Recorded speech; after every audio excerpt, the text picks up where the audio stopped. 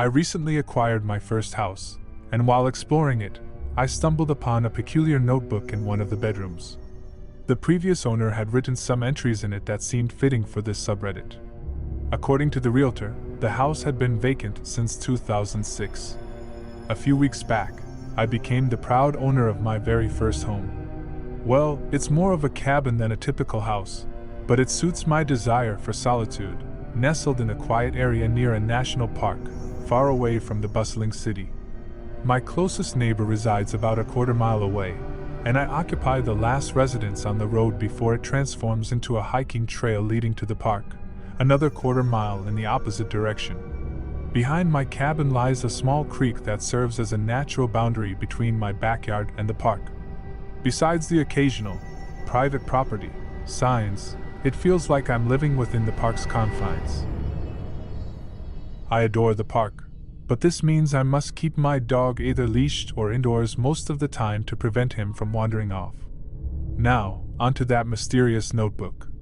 It's nothing fancy, just a well-worn wide-ruled notebook you typically find in a pack of 5 for a few dollars. Its age is apparent from the wear and tear, with the first entry dating back to 2006. I stumbled upon it concealed beneath a loose floorboard in one of the bedrooms. I've transcribed a few of the entries, but I should note that the paper is so old that the writing doesn't come out well in photographs. Although it appeared clear and legible on my phone in the camera app, every picture I took turned out blurry and out of focus. Here are the noteworthy entries, starting with the first one, and then moving on to the more peculiar ones. May 29th, 2006. I've finally acquired my very first house. They say that satellite reception is unreliable at best, and the phone company can't seem to get the internet connection working properly. But I'm not concerned about any of that. I'm here for solitude with my books and my cats, Mr. and Mrs. Smith. Tonight, we're settling down with a book by the fire for our first night. June 24th, 2006. Last night was rather strange. I was cuddling with Mrs. Smith on the sofa when I heard Mr. Smith calling me from the kitchen. However, when I got up, he emerged from the bedroom on the other side of the house. I went to the kitchen to investigate the source of the sound, but I found nothing unusual. Strangely, though, the kitchen door was slightly ajar, despite my distinct memory of closing and locking it after bringing in groceries. No one could have entered the rest of the house without my notice, as it goes from the kitchen to the living room, and then to the bedroom. Feeling uneasy, I grabbed the largest knife in the kitchen and thoroughly checked the entire house. Needless to say, I didn't sleep well that night. June 28th, 2006. Last night, I heard another unusual sound. This time, it was different. Mr. and Mrs. Smith and I were seated on the sofa in front of the fire, engrossed in a book. The only sounds were the crackling of the fire and the hooting of an owl outside. Then I heard what initially seemed like 2 feral cats fighting outdoors. However, the sounds grew increasingly louder, deeper, and more otherworldly, resembling something more akin to lions or tigers. Suddenly, everything fell silent. I don't mean that the cats stopped fighting. I mean the owl ceased hooting, and the fire stopped crackling. The only thing I could hear was the echo of my own thoughts. In my confusion, I accidentally knocked a glass off the end table, and it shattered on the wooden floor without a sound.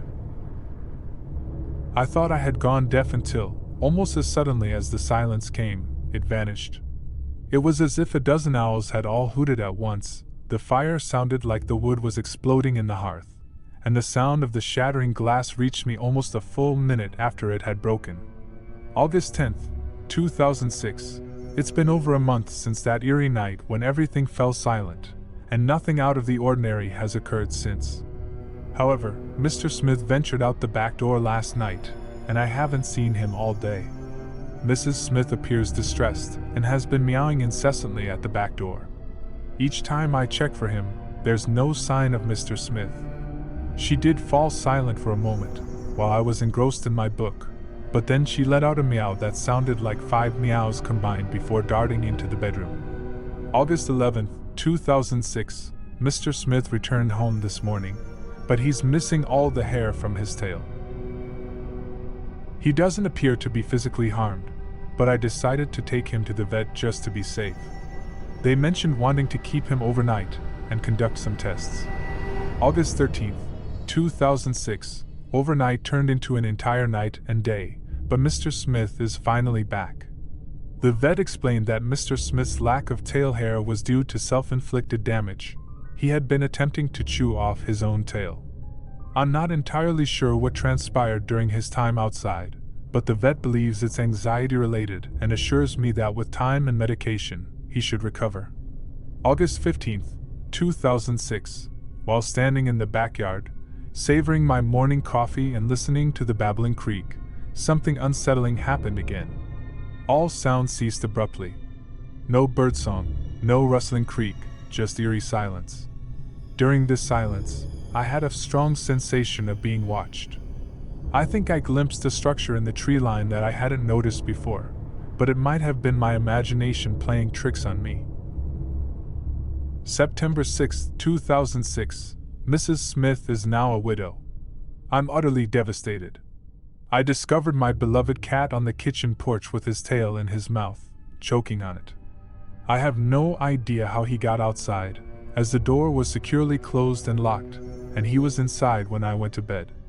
While I was burying him, the silence returned, and I saw the mysterious building again. It was a single-story structure with an unusual fire escape-style staircase on the side. It appeared dilapidated, and it seemed closer this time. As it materialized, I felt an overwhelming sense of being observed. But before I could investigate further, it vanished, and the sound resumed. I contacted the park rangers to inquire about it, but they abruptly hung up on me, dismissing my call as a prank. September 10th, 2006. I've noticed the park rangers visiting this area more frequently. Their increased presence began after I reported the enigmatic disappearing building.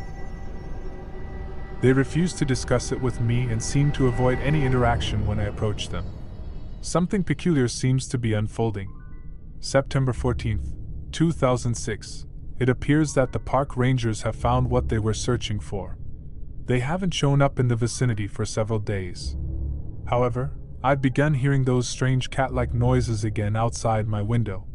They sound as though they're just outside, but whenever I look, there's nothing there. September 15th, 2006. Unbelievable. The silence has returned, and I witnessed the mysterious building seemingly materialize out of thin air, but this time, it was on the other side of the creek, roughly 10 to 20 feet from my property. I could see it from my kitchen window while making my morning coffee. However, it wasn't a complete building. It was just a wall with a single fire escape-style staircase on the side. The most unsettling part was that something, this was underlined multiple times, descended those stairs. I couldn't get a clear view of what it was or where it came from, but it appeared blurry, like looking at it through an out-of-focus camera. It resembled a bear, yet it walked on two legs while descending the stairs, before transitioning to all fours and sprinting into the forest. Shortly after it, again, underlined multiple times, darted away, the stairs vanished, and the sound returned. Furthermore, I haven't seen Mrs. Smith since yesterday, and I'm deeply concerned. September 18th, 2006.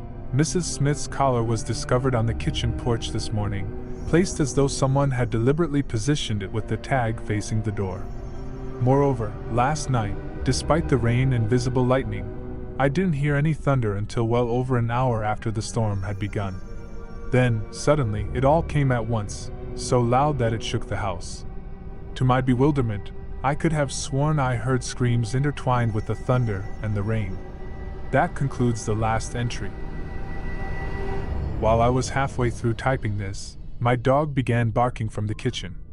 I'm going to investigate what's happening, although he suddenly stopped. In fact, it seems the rain outside has ceased as well, as I can't hear anything at all.